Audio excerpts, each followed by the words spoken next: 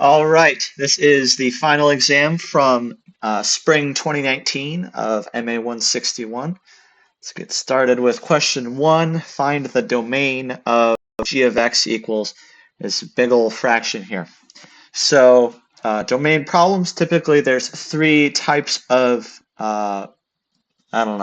expressions that can impose restrictions on your domain.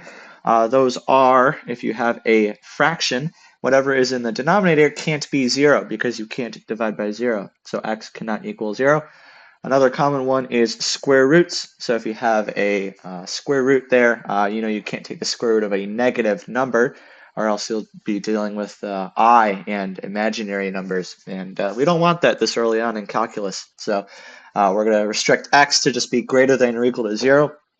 And then a slightly more obscure one is logarithms. So when you take the logarithm of a number, that number must be positive. So it must be non-negative and not 0. It must be positive. So those are the three most common ones. I think that's actually the only three that they ever test you about. So we just look at our function and see which ones apply. So it looks like all of them actually are. We've got a fraction here, we've got a logarithm there, and a square root there.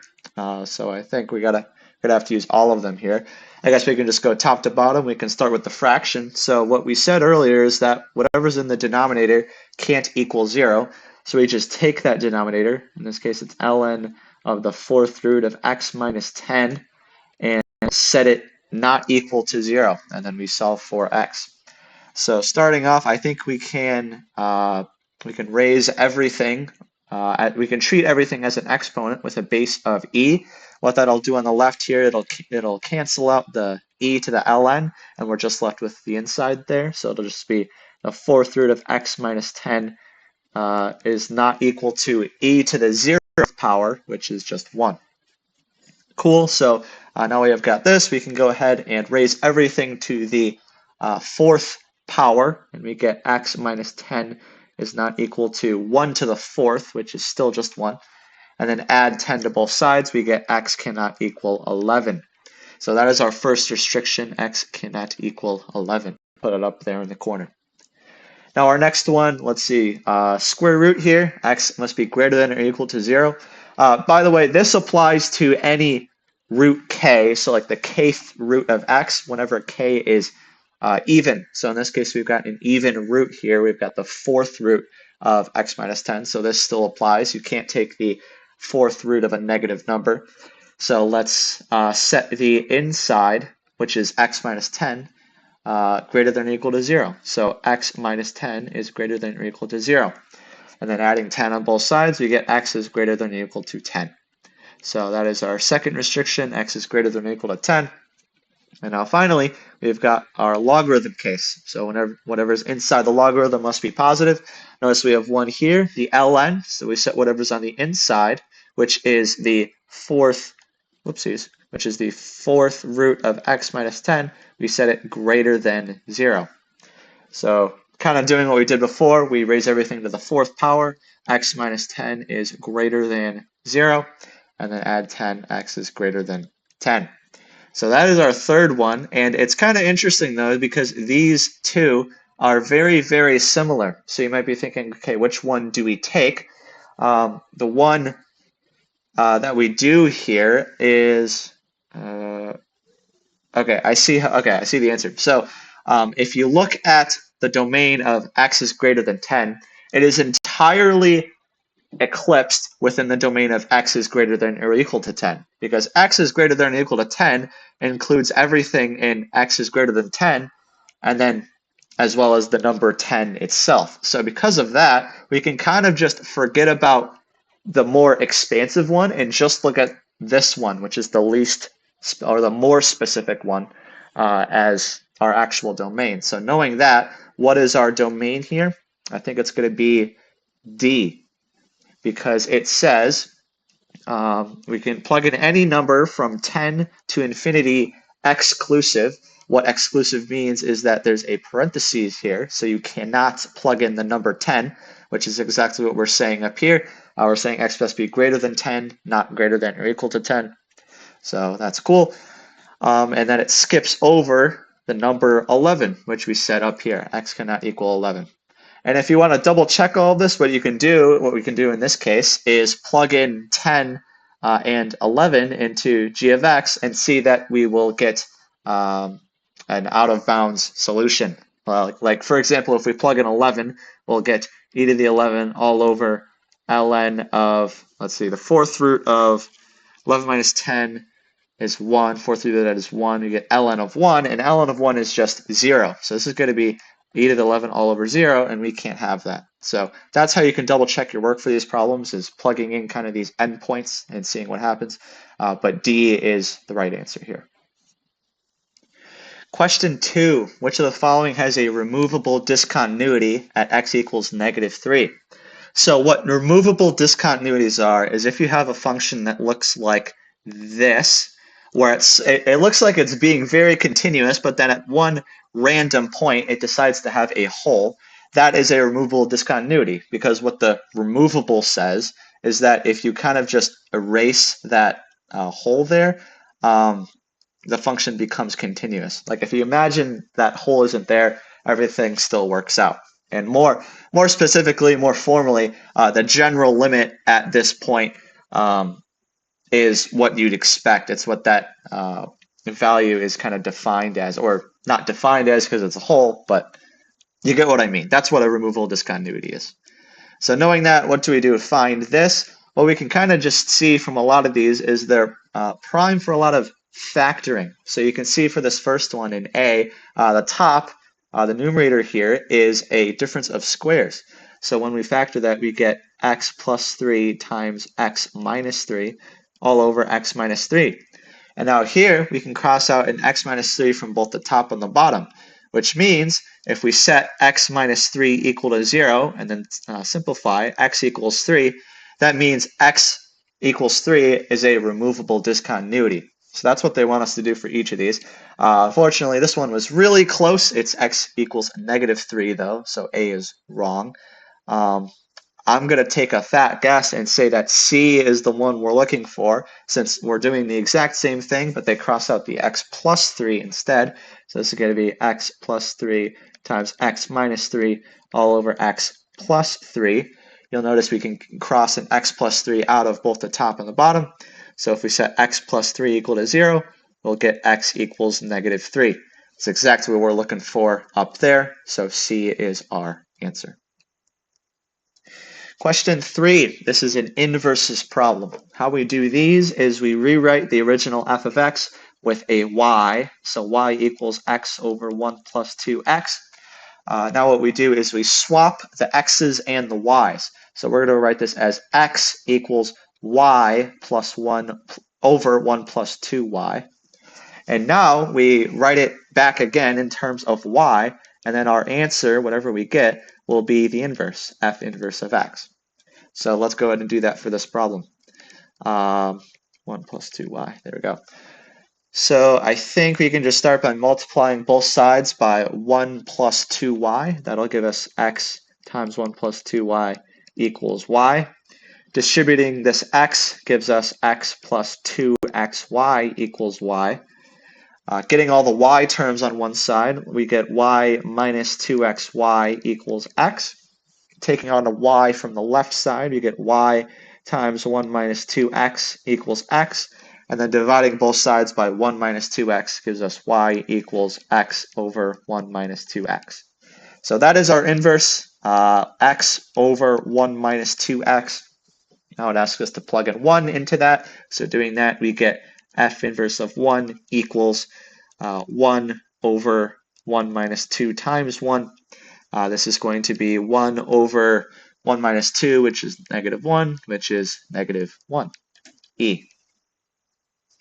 Question 4, choose the right statement which describes all the horizontal and vertical asymptotes of this function. Cool.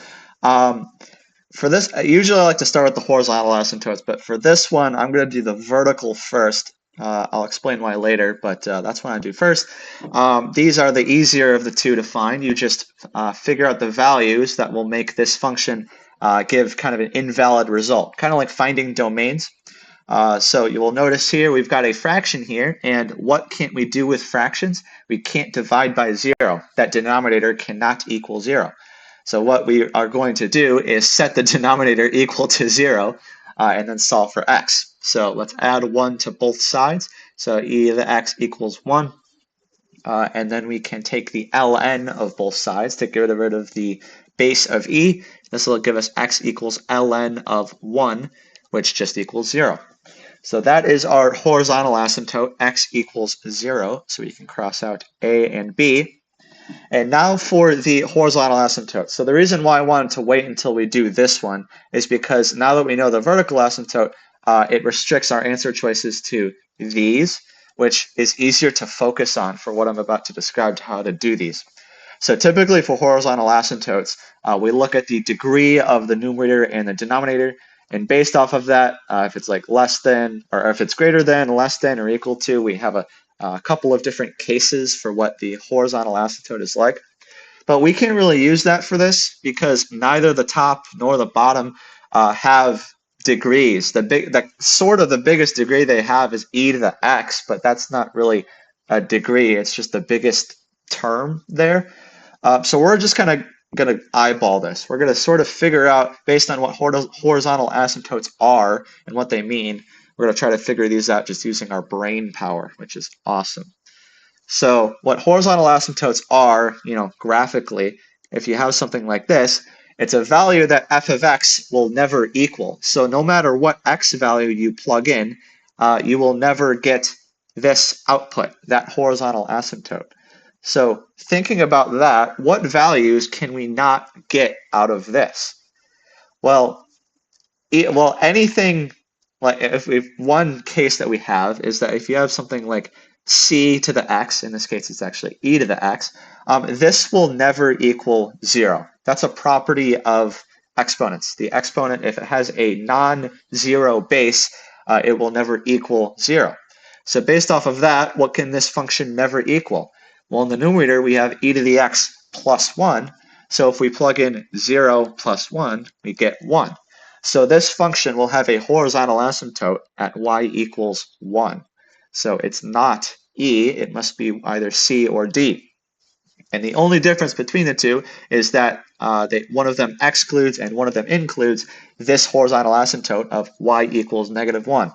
So for this case, we're just going to brute force it. We're going to set -1 equal to e to the x plus 1 all over e to the x minus 1 and see if we can get this to equal. Like see if there's a value for x that we can plug in to get us -1. So let's see how we can do that. We can multiply both sides by the denominator e to the x minus 1. This will give us negative e to the x plus 1 equals e to the x plus 1. We can add e to the x to both sides. We'll get 1 equals 2 e to the x plus 1. Subtracting 1 from both sides, we get 2 times e to the x equals 0. And then dividing by 2 on both sides, we get e to the x equals 0. And what did we just say earlier? E to the x can never equal 0 because e is non-zero. So because of that, -1 is a horizontal asymptote because the function can never equal -1. So because of that, D is our answer.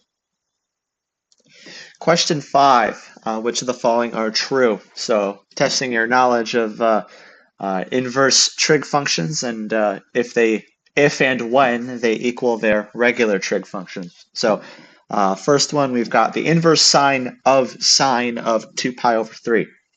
So this is a good time to use the unit circle and show things visually. So we have our unit circle and an angle of 2 pi over 3. That's going to be right about there. If we trace that angle around, is about 2 pi over 3. And if we draw that angle, that's bad, that's better. Sine traces the vertical distance, so it's going to measure out this length here. The catch with this problem, though, is that inverse sine, the domain of inverse sine is restricted to just pi over 2 to negative pi over 2. So it's just going to be in that right half there. So when we do inverse sine of 2 pi over 3, it's going to take the angle that it's the same height, but it's going to be right there. It's going to be the one angle that's within that region. In this case, it's going to be pi over 3. It's going to be this angle right there.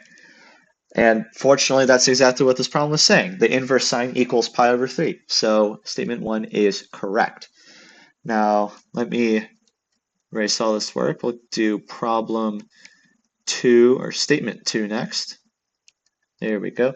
All right, statement 2, inverse cosine of 5 pi over 4.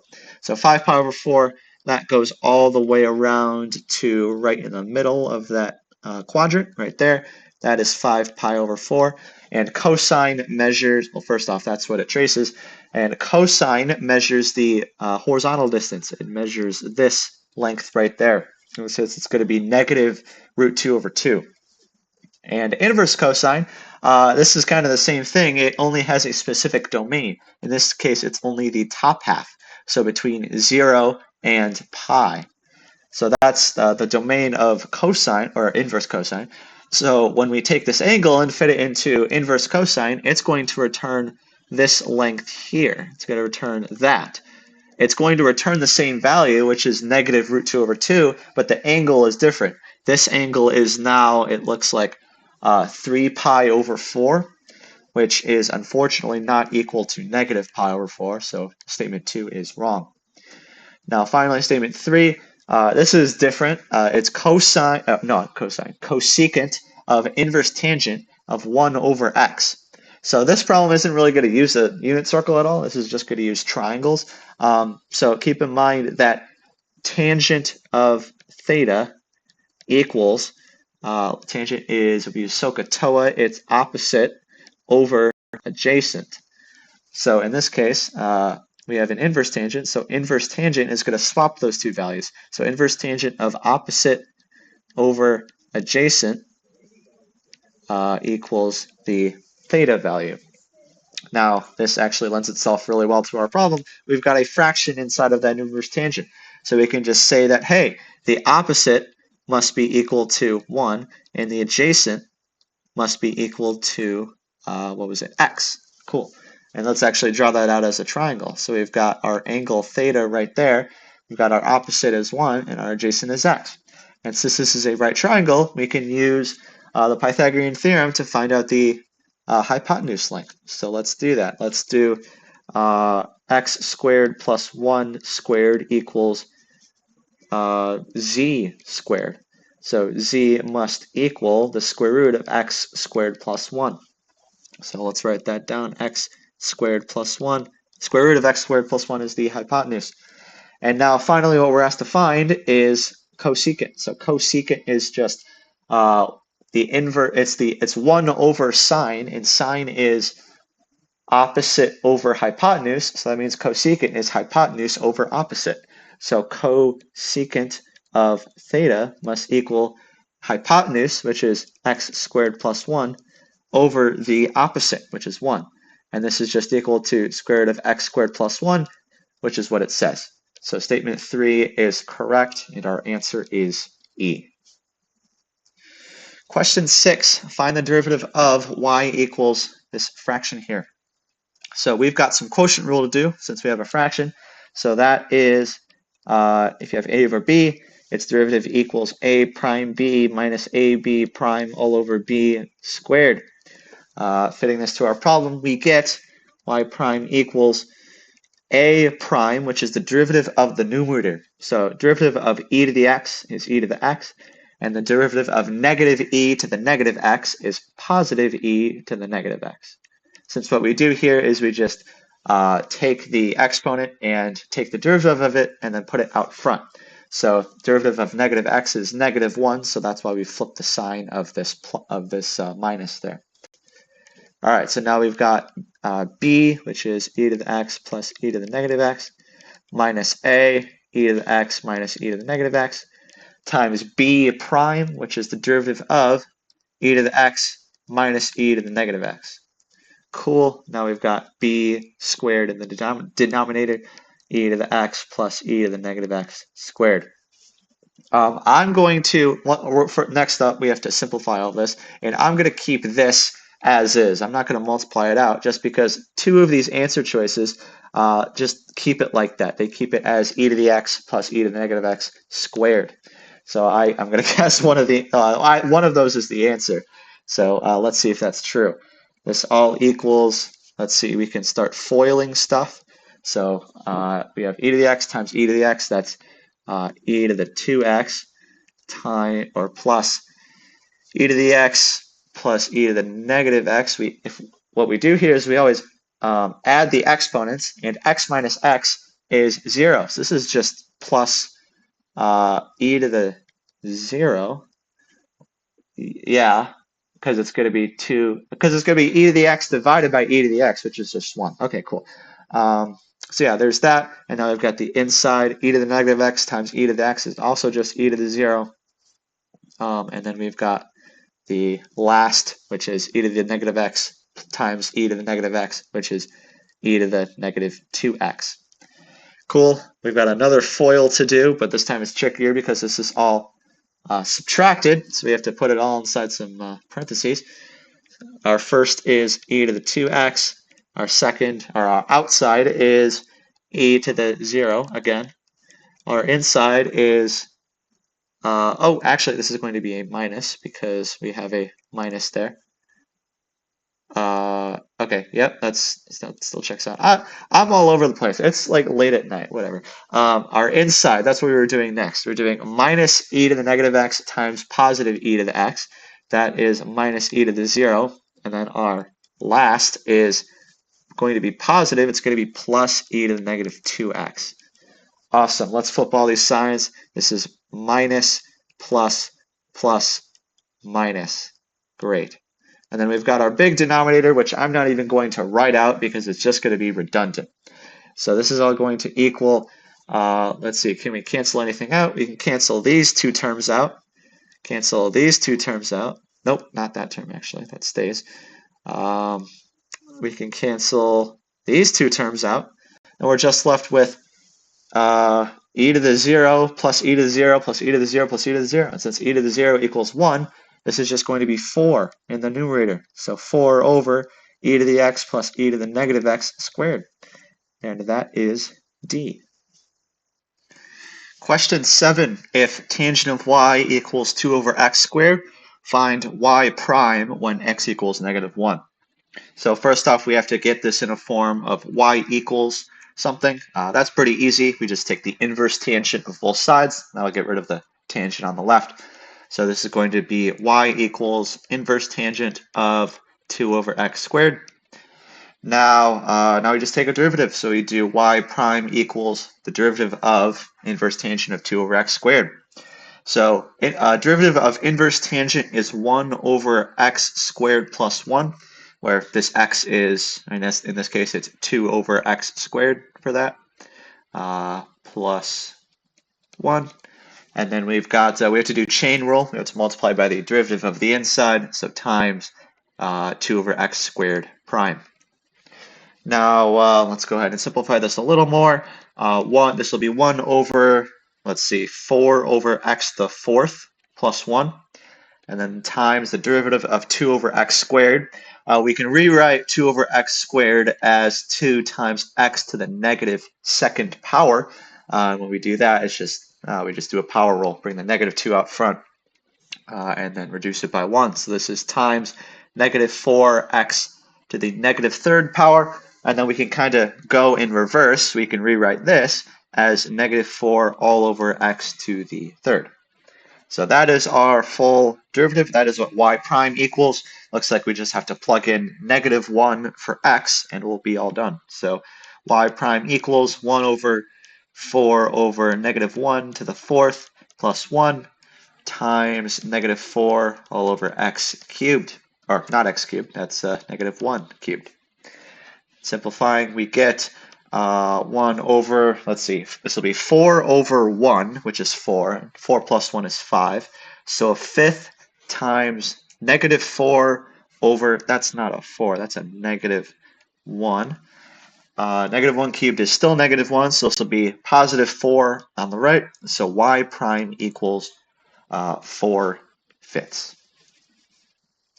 Question 8. Find f of x's derivative and then plug in 1. So it looks like the first thing we have to do is we've got this logarithm on the outside. actually the natural logarithm, which is easier to take the derivative of, it's just 1 over the inside. So to start off, f prime of x equals 1 over the inside. So we're just basically going to take the reciprocal of whatever's on the inside. Since we're just putting in the denominator, that's equal to what its reciprocal is. So f prime of x is just x squared plus 2 all over x. I wish it was that simple, but we do have to do some chain rule. We got to multiply by the derivative of the inside. So that's going to be some quotient rule, because that's a quotient. So we know how to do that. A over b, its derivative equals a prime b minus ab prime all over b squared. So doing that, we get a prime, that's the derivative of x, which is 1. B is x squared plus 2 minus a, which is x, times b prime, that's the derivative of x squared plus 2. That's going to be 2x. This is all over b squared, which is x squared plus 2 squared. And that's our full derivative. I don't really recommend simplifying this right now, since all we're going to do with it is plug in a value for x, which will simplify anyways. So just to save us some work, let's just go ahead and plug in 1 and see what we get. So this will be 1 squared plus 2 all over 1 times 1 times 1 squared plus 2 minus 1 times 2 times 1 all over 1 squared plus 2 squared. Simplifying, we get, let's see, 1 plus 2 is 3. 3 over 1 is 3 times, and then this fraction here. Looking right here, let's see, it's going to be 1 plus 2, which is 3. So 3 minus, and then 1 times 2 is 2. So 3 minus 2. This is all over 1 plus 2, which is 3, and 3 squared is 9. So 3 minus 2 all over 9.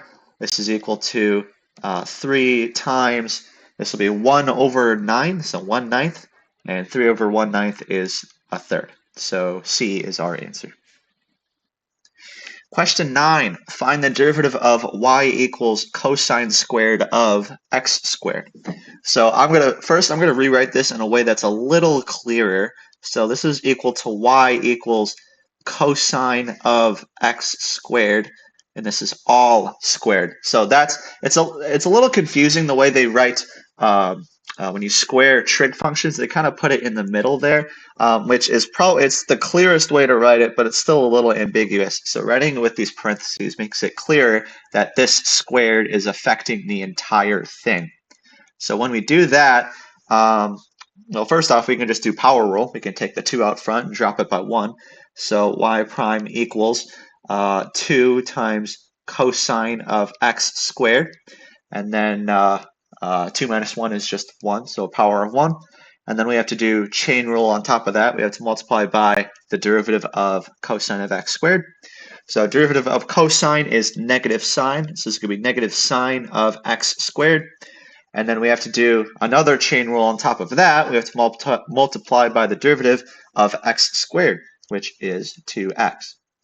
So that should be our full derivative, and now we just have to simplify this a little bit. We can take this 2 and this 2, multiply them together to get 4. So 4 times, let's see.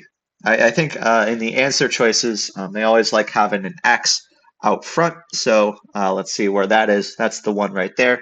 So let's go ahead and bring that x here. So we've accounted for all of these now. Now what? Looks like they like to put signs before cosines.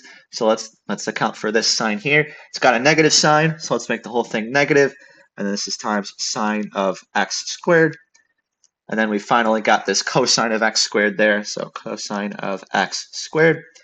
And just for clarity, let me erase all these lines crossing everything out. X squared, there we go. And our answer should be, that should be our answer. It should be, yeah, C. There we go. Question 10, this one is quick. If g of t equals f of v, where v equals sine of t, then g prime of t equals what? So let's set this up.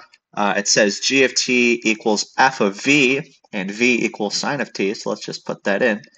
And then it asks what g prime of t equals. So g prime of t equals the derivative of f of sine of t. Now we don't know what f is, but we know what its derivative is. It's just f prime of sine of t. And then we also have to do chain rule. We have to multiply by the derivative of the inside. So we multiply this by the derivative of sine of t, which is cosine of t. Believe it or not, we are already done. Question 11. If a certain radioactive substance has a half-life of 7 days, how long in days does it take for the sample to decay to a third of its original amount? So this is a half-life decay problem. We've got a great formula for that. The final mass equals the initial mass. I don't know if it's mass or just size, whatever it is, times a half raised to the power of, I think it goes t over k, where t is the time and k is the half-life. So if we plug in what we know, we should just have one variable left, which should be t. So let's see. These two a's, it relates together in the original problem. The final must be a third of the original. So we can express this as 1/3 a equals a, where they're the same variable. And when we do that, the two a's are going to end up canceling out. So this is all times a half raised to the, not a third, a half. This is raised to the power of t. This is the time which we are asked for, all over k, which is the half-life. In this case, it's 7. So now we just have to simplify. We've only got one variable. So let's see, 1/3. We can divide a on both sides. It'll cancel out. So a third equals a half raised to the power of t over 7. We can put the t over 7, we can distribute it to both the numerator and the denominator. So 1/3 equals, this will be 1 over 2 raised to t over 7. I didn't put it in the top because 1 raised to any power is always 1. We can take the reciprocal of both of these fractions to make it a lot cleaner. So 3 equals 2 to the power of t over 7. Now to get rid of that base, just leave the exponent. We take an ln of both sides. So ln of 3 equals, this will be t over 7 times ln of 2. And then dividing both sides by ln of 2 gives us, we go up here, t over 7 equals ln 3 over ln 2. And then multiplying both sides by 7. Woo! Multiplying both sides by 7 gives us t equals 7 ln 3 over ln 2. This is C, right? 11 is C? I hope so. 11 is C. All right, we are so back. Question 12. Find the absolute maximum and minimum values on the interval from 0 to 1 of the function f of x equals cosine of pi x plus sine of pi x. So we know how to find maximums and minimums. That is a critical points question. We set f prime of x equal to 0 and then solve for x. And then after we get those critical points, those will either be maximums or minimums. So we just go ahead and plug those back into the original function and evaluate from there. So first off, we have to find this derivative. We have to find the derivative of these two trig functions. So starting with the cosine, derivative of cosine is negative sine. So that's going to be negative sine of pi times x. And then we have to do chain rule. We have to multiply by the derivative of the inside, which is going to be pi. So this is negative pi times sine of pi x. And now for the sine part, derivative of sine is cosine. So this is plus cosine of pi times x. And then the derivative of the inside is again just going to be pi. So this is all times pi. And that is our derivative. So let's set it equal to 0 and then solve for x. So we can start by dividing pi or dividing everything by pi. So 0 equals, and I'm also going to switch these two around. I just think it'd be a little easier. So this is going to be 0 equals cosine of pi x minus sine of pi x. Now we can add sine of pi x to both sides to get sine of pi x equals cosine of pi x. And now that we're here, I'm not really sure if there's an easy way out algebraically to solve this, but what you can do is just realize you can figure out what it's asking, which is just when do sine and cosine equal each other? So if you go and bust out our unit circle, this bad boy right here, gotta love it. any angle that you draw on it, so let's say this one, sine measures the vertical distance of that angle. So that vertical line that I drew in the dashes, that is what sine measures. And what cosine measures is the horizontal distance. So what I'll draw in dots right here, the horizontal line there is what cosine measures. So you'll see the only way for them to equal each other is kind of what I've drawn here. It's when that arc that you have is right in between the two axes. In this case, it's going to be the angle of pi over 4. You've also got another angle down here when they're equal because they'll both be equal in magnitude and in signage.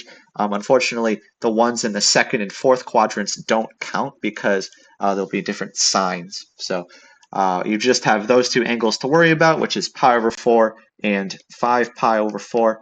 So that should be our answer. So let's set pi x equal to pi over 4 and pi x equals 5 pi over 4.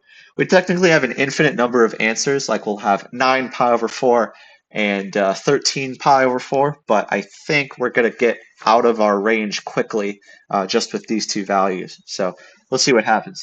We divide both sides by x to, or divide both sides by pi to get x equals a fourth. And on the right side here, we do the same thing. X equals 5/4. So yeah, you can see instantly just with the second value that we found, x is already outside of the interval that it defined, which is a maximum of 1. So that one doesn't count, and our only critical point in this interval is going to be x equals a fourth. So knowing that, let's see if we can find this maximum and minimum. So since we're just doing that, we don't really need to mess with that t-chart. We can just go ahead and plug in f of 0, f of 1/4, and f of, 1? And then one of these will be and then whatever we get, the largest value will be the maximum and the smallest value will be the minimum. So let's do this. F of 0 is going to be cosine of 0. Let's write that out. Cosine of 0 plus sine of 0. Cosine of 0 is 1. Sine of 0 is 0. So this is going to equal 1. F of 1/4, that's going to be cosine of pi over 4 plus sine of pi over 4. And this will equal what? So cosine of pi over 4, that will equal, I believe, root 2 over 2. And then as we've said back here, remember that 1/4 is our critical point. So we've said when we were figuring that out that cosine and sine must equal each other. So sine of pi over 4 is also going to equal root 2 over 2. So root 2 over 2 plus root 2 over 2 is just root 2. And finally, we've got f of 1. This is cosine of, I don't know why I did a parenthesis there, cosine of pi plus sine of pi equals what? So cosine of pi is -1 and sine of pi is 0, so this equals -1. Now it asked for the values themselves, which are these. So it looks like the largest value we have is 1, and the smallest value we have is, that is completely wrong. The largest value we have is root 2, and the smallest we have is -1, so that's our max and our min. Answer choice A. Question 13, we have a limit.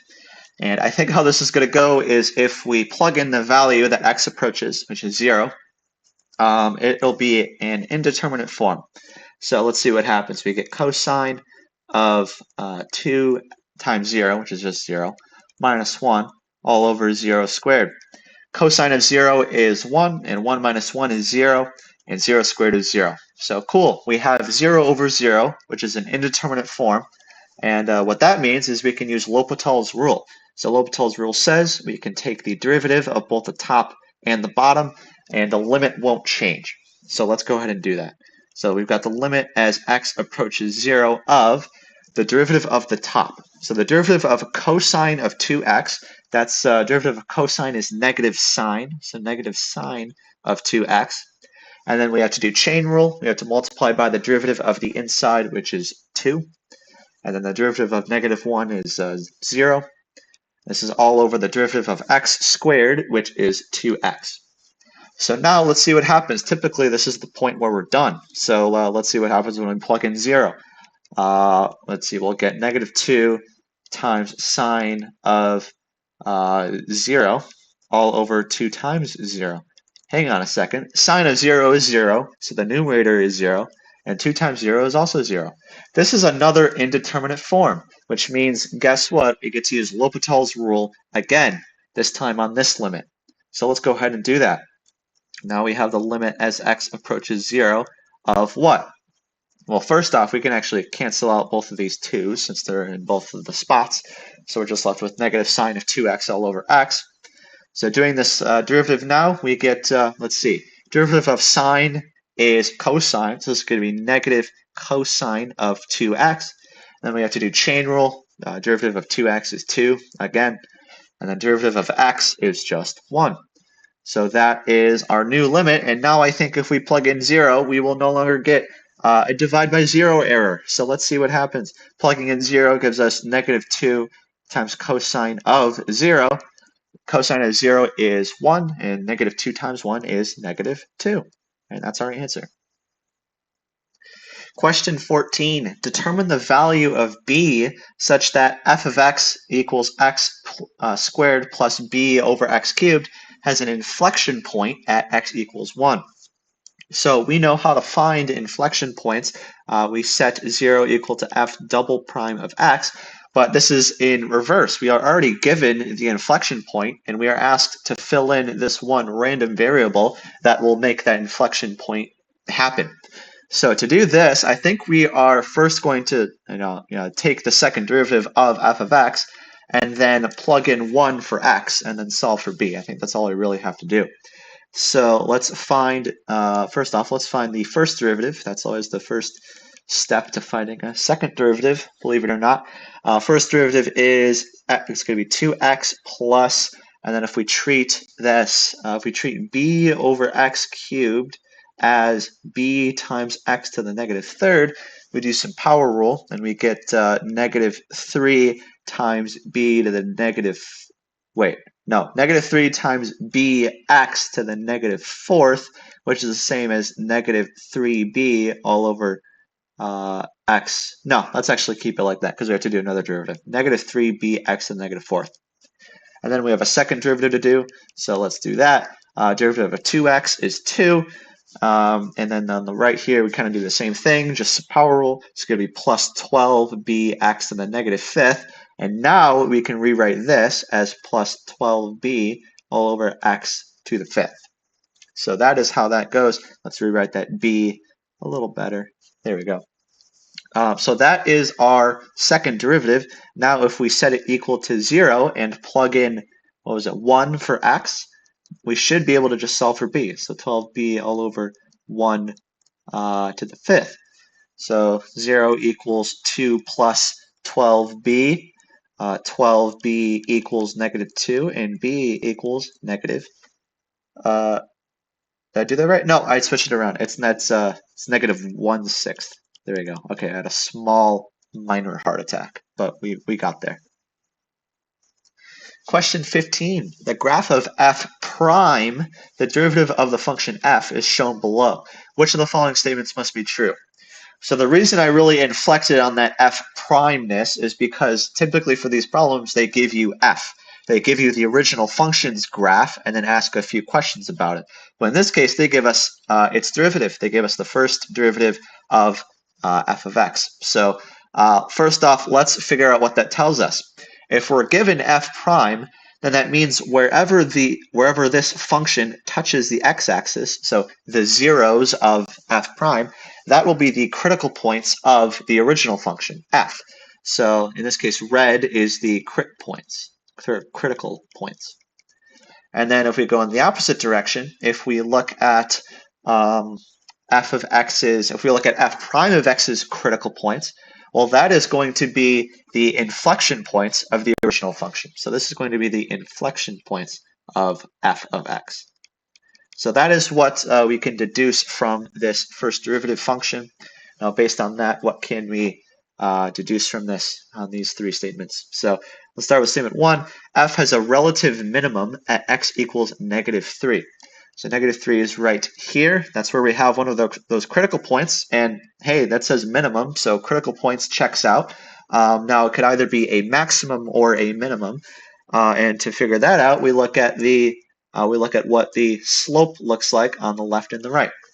So in this case, this is f prime, and f prime is negative on the left, which means that the slope of the original function f is going to be negative on the left. The slope is going down.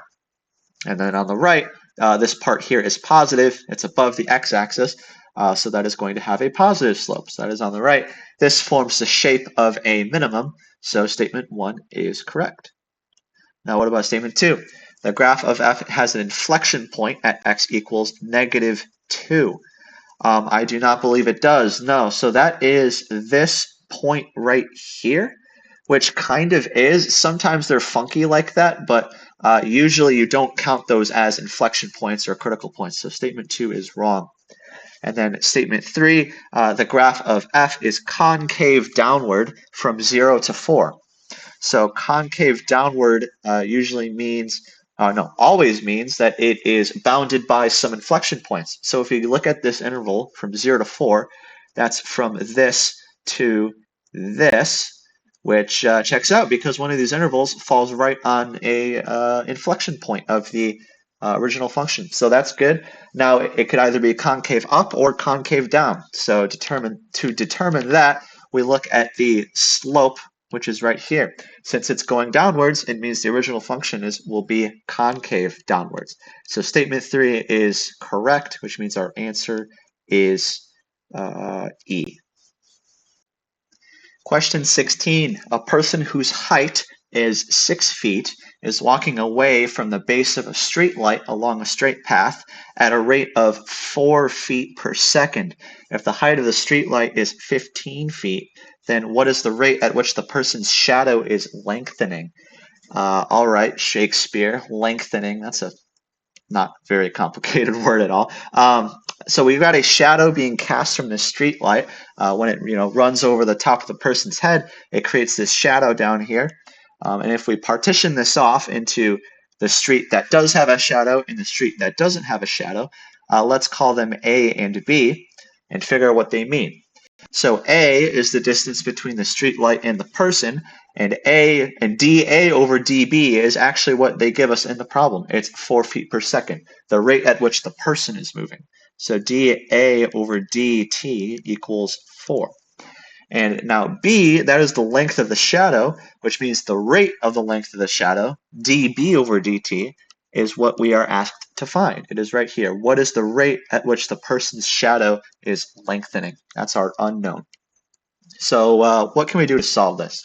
Well, you might be able to notice, I'm going to draw it in red, is that this big triangle here, created with the entire street and the spotlight, is similar to this little triangle inside of it, the triangle constructed with the length of the shadow and the person. You notice how they all have the same angles, which means they're similar. So what we can say about it is that, let's say, so these outer legs here, they're 15 and 6. We can make a ratio out of them, so 15 over 6, and then create a ratio with the other leg. So in this case, the big leg, which is on top, is made up of A plus B, and the little leg, which is on the bottom, that is just B. And this ratio will have to check out every single time because they're similar triangles. So now that we have that, I think this formula will end up working for us for this related rates problem. So after we do a little bit of cross multiplying, we will get 15b equals 6a plus 6b. And this should work for us. After we take a bunch of derivatives, we'll have a bunch of dA over dt's and dB over dt's. And that is exactly what we're both asked for and trying to solve. So let's do some differentiation. Derivative of 15b is 15 dB over dt. And, well, same thing for all these. This isn't going to be very complicated. 6 times dA over dt plus 6 times dB over dt. So that is the differentiation. Now plugging in 4 for dA over dt gives us 15 dB over dt equals 6 times 4 plus 6 times dB over dt. And now we just solve for dB over dt. So let's subtract 6 dB over dt from both sides. That'll give us 9 dB over dt equals 6 times 4, which is 24, and then divide by 9 on both sides. So dB over dt equals 24 ninths, which is 8 thirds. Question 17. If we have our f of x here, and x is between 0 and 2, then find that a number c that satisfies the conclusion of the mean value theorem. All right, these mean value theorem problems, when it asks for like how it satisfies the conclusion, how it goes is first, what is the mean value theorem? If we have an example function, this is not what f of x looks like, it's just an example, and we pick 2 points on it, and every point in between them is continuous and differentiable, then what we can say is if we draw a line in between those 2 points, a straight line, that line will have to have some slope. We'll call it m. And that slope has to occur, based on the mean value theorem, it has to occur on some slope of the tangent line between those 2 points. In this case, it looks like it's going to happen around there. If we draw the slope of the tangent line right there, this slope is the exact same. Those two lines are parallel. So that's what the mean value theorem says. So what it's asking is we have to find this value or this x value c that satisfies this if our 2 points are x equals 0 and x equals 2. So let's do that. First off, we need to figure out what the slope of this line here is going to be. To do that, we've got a cool formula for that. It's f of b minus f of a all over b minus a. In this case, 0 is a and 2 is b. So plugging those in, we get, let's see, f of 2. That's going to be 2 squared is 8 minus 2 to 4, then minus another 8, and then minus 3 times 2, which is minus 6. And then f of a, since a is 0, and all of these terms have a 0, this is just going to be plus 0. And then we have b minus a, which is 2 minus 0. This simplifies down to negative 6 over 2, which is negative 3. So that is what m equals. That is the slope of this line. And now to find the value c that slope occurs at, we can just set negative 3 equal to f prime of x and then solve for x. So let's do that. Let's find this derivative of f prime of x. So that's going to be just a bunch of power rule. Derivative of x cubed is 3x squared. Derivative of negative 2x squared is negative 4x. And then the derivative of negative 3x is negative 3. Now we just have to solve for x. So let's add 3 on both sides. That'll give us 0 equals 3x squared minus 4x. We can take on an x from both sides. So no, sorry, we can just take on an x from the right side. So 0 equals x times 3x minus 4. Now we can split this off into 2 separate equations. So we've got x equals 0 and 3x minus 4 equals 0. Left side is kind of already done, which is peculiar because that isn't one of the answer choices. So I'm pretty sure that one's going to be wrong. It's going to be the other one. So let's solve that. 3x equals 4 and x equals 4 thirds. I'm pretty sure that is going to be the right answer here. Question 18. Find the area of the largest rectangle that can be inscribed under the curve y equals e to the negative x squared and above the x-axis. This problem is fucked up. So I think the best way to explain this is this length here is going to be x, and this height here is our y. And if we want to construct the area of this rectangle, that's going to be the area equals, it's going to be 2xy. Now, we can't use this kind of as a related rates problem, unfortunately, because we have 2 variables on one of the sides. But we can rewrite this in terms of x if we just substitute this y for e to the negative x squared, because that's what it equals. So let's write this as a equals 2x e to the negative x squared, and then differentiate it. So a, or a derivative of a, is just 0 since we're deriving with respect to x. And then taking this derivative, we get, let's see, this will be some chain rule action. We have our 2 terms here. Chain rule states if we have a times b, its derivative equals a prime b plus AB prime. So let's do that. A prime, the derivative of 2x is 2. E, and then we have b, which is just e to the negative x squared, plus a, which is 2x, times b prime. That's the derivative of e to the negative x squared. Derivatives of powers of e are pretty simple. You just rewrite it, so e to the negative x squared, and then multiply it by the derivative of the exponent. So the derivative of negative x squared is negative 2x, so we're going to throw a negative 2x out in front. So this is now negative 2x e to the negative x squared. All right, so that is cool. We have our derivative. Let's set it equal to 0, as I've actually already done, and solve for x. So let's see, let's simplify this. This is 2e to the negative x squared plus 2x. Actually, no, this is going to be minus 4, right? Minus 4x squared times e to the negative x squared. All right, cool. Let's take out an e to the negative x squared out of both of the terms on the right. This will be, well, actually, before we can do that, we can divide by 2 on both of these sides. This is just 1 and 2. And now we can take out an e to the negative x squared. So e to the negative x squared times, this will be 1 minus 2x squared. And we can do 2 different equations out of this. So e to the negative x squared equals 0, and 1 minus 2x squared equals 0. On the left, this can never happen, because in order to simplify this, we'll need to take an ln of both sides, and that means we'll be doing an ln of 0, and that is invalid. So that can't happen. This has no solutions on the right, and on the left, and on the right, we now have this. So it looks like we can maybe add 2x squared to both sides. So 2x squared equals 1. Divide by 2, we get x squared equals a half. And then square root both sides, we get x equals plus and minus, let's see, this will be root 2 over 2. So cool. I'm going to instantly rule out the negative version of this, because that doesn't make any sense if a length of a rectangle is negative. So let's just keep our x value as positive root 2 over 2. And that should be, well, half of our side length. So we have one of those, and now we just need to figure out what our y should be. And we can just do that based on the original problem of what y equals. So let's do that. Y equals e to the negative root 2 over 2 squared. All right, and then simplifying, we get, let's see, root 2 over 2 squared is 2 over 4, which is a half. So e to the negative 1/2 equals y. Does that equal anything important? Kind of does. It's equal to y equals 1 over the square root of e.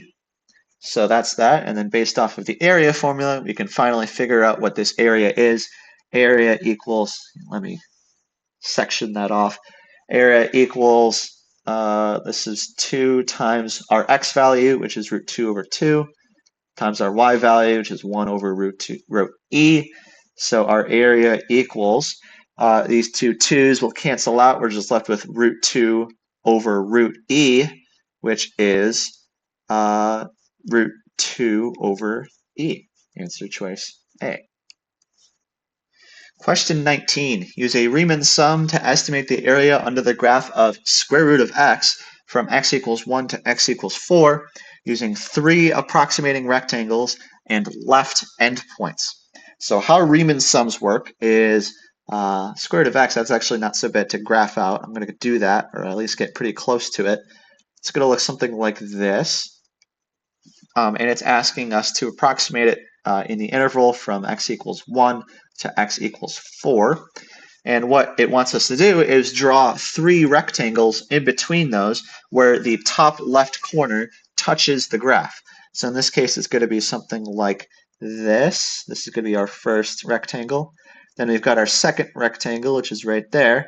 And then our third rectangle, which is right there. I didn't draw these the best, but each one of them has the same width, whatever it is. And in order to estimate this, we just add up the areas of all of these 3 rectangles. So that's how we estimate Riemann sums. So let's figure out what all these numbers put together should mean. How we write Riemann sums out is we've got the number of rectangles, or yeah, the area of each rectangle being added together in the middle, however many that is. And then on the outside, we have the width of each rectangle, and then that is our approximation. So let's plug all this in. The width, since we've got an interval that is 3 units long, and we have 3 rectangles, the interval, each rectangle width is just going to be 1 unit. And then we have 3 rectangles, so there's going to be 3 areas that we're adding together in the middle. And to evaluate those, we just use the original function.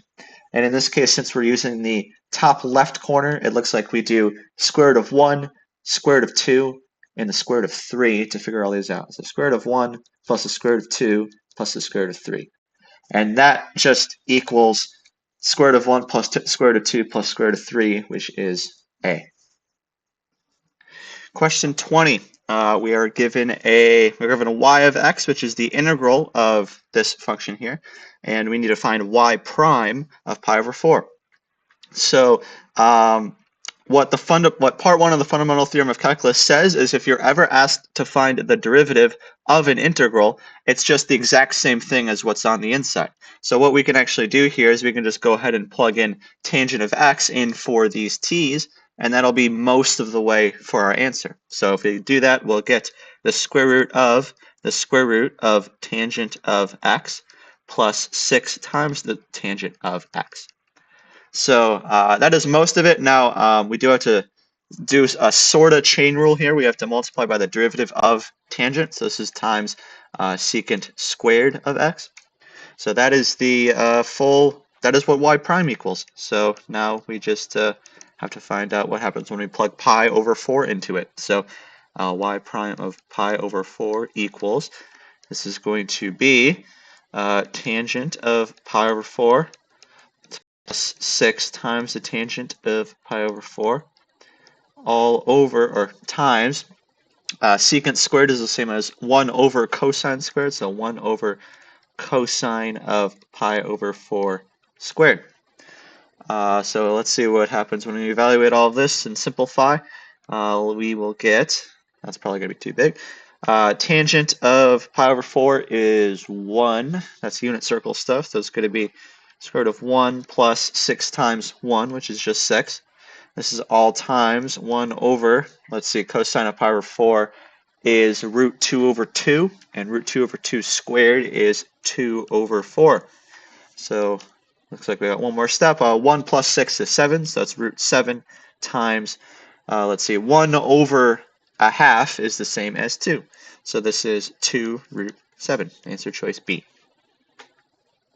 Question 21. We have the integral from 1 to 4 of 3 over x plus 3 over x squared. So one thing you can do with integrals is that you can evaluate each of its added terms individually, and it'll still work. So this is equal to the integral of 3 over x dx plus the integral of 3 over x squared dx. What you can also do is move constants out to the front. So we can actually take these 3's and move it out to the front there and replace them with 1's, and this will still work. So now I've just got the integrals of 1 over x and 1 over x squared. What I'm also going to do is rewrite this 1 over x squared as x to the negative second power. And I'll explain why we did that once we do its integral. But first, let's do this one. So the integral of 1 over x, how do we do that? So we learned previously that the derivative of ln of x equals 1 over x. And since we're doing antiderivatives, we need to go in the other direction. So since we have 1 over x, its antiderivative is ln of x. So this this integral here is 3 ln x. And then this is evaluated from 1 to 4. So now we've got plus this integral here, integral of x to the negative second power. What we can do for that one is sort of the inverted power rule. So normally when we take the derivative of this, we'd take the negative 2 out front and reduce it by 1. But this we're going to do the other way around. We're going to first increase it by 1, so x to the negative first power, and then divide it all by that. So all divided by negative 1. And then we still got that times 3 out front, all evaluated from 1 to 4. So that is our integral. Now we just have to evaluate it. I'm going to rewrite this a little cleaner, especially with that the right integral here. This is minus 3 over x, evaluated from 1 to 4. So that is that. And now we just evaluate this from 1 to 4 on both of these. So this is going to be 3 ln 4 minus 3 ln 1 minus, this is not going to be, it's going to be a lot of negative signs, so we need to make sure we don't drop any of them or something like that. It's negative 3 over 4 minus negative 3 over 1. Simplifying, we get, this is going to be 3 ln 4. ln 1 is 0, so that's this term here is 0. And then we've got minus this. So this here, that's just going to be plus, just plus 3. I don't want to skip over too many steps here. Let's do negative 3 fourths plus, this is just 3, and making it a denominator of 4 makes it plus 12 fourths. So this is equivalent to 3 ln 4 minus, actually plus, no. Wait, what? I messed something up. I think I did, wait. I feel like I switched a negative sign at some point because evaluating this, I'm getting 9 over 4, and I know the answer is A here. I don't know where that negative sign works. I'll leave that as a problem for you guys. Try to figure out where I forgot that negative sign. Question 22, which of the following statements are correct? Statement 1, two different functions can have the same derivative. Correct. That is true. What would be a good example? Oh, just let's say f of x equals x plus 1 and g of x equals x plus 2. So f prime of x would equal 1, and so would g prime of x. Just because we have these constant terms here, that makes the original functions different, but the derivatives are the same. So statement 1 is correct. What about statement 2? An antiderivative of 3x squared is x cubed plus pi cubed. That one is also correct. So let's go ahead and do this antiderivative. So 3x squared, if we want to take its antiderivative, this equals, let's see here, we first increase its power, the x's power by 1, so this is x to the, or x cubed, and then divide by it. So x cubed divided by 3, whoa, and this equals x cubed. And don't forget, we also have that plus c at the end, and I guess that's what they're filling in with the pi cubed there. So that is what c equals. So yes, statement 2 is correct. And that means E is the answer here. Question 23, we got the indefinite integral from x over the square root of 9 minus x squared. So I think this problem is primed, begging for u substitution. And I think a good u we could choose for that is what's in the square root down there, 9 minus x squared. Usually that's a good u to select if it's buried underneath a bunch of stuff. Like in this case, it's inside of a square root and also in a denominator. So I think that would be a good pick. Let's set our u equal to 9 minus x squared. Now finding du, just the derivative of that, we get negative 2x. And then that negative 2x dx, that's important. And then we find dx is equal to du over negative 2x. So plugging in what we know, we now get x over the square root of u times, so we're going to substitute dx with du over negative 2x.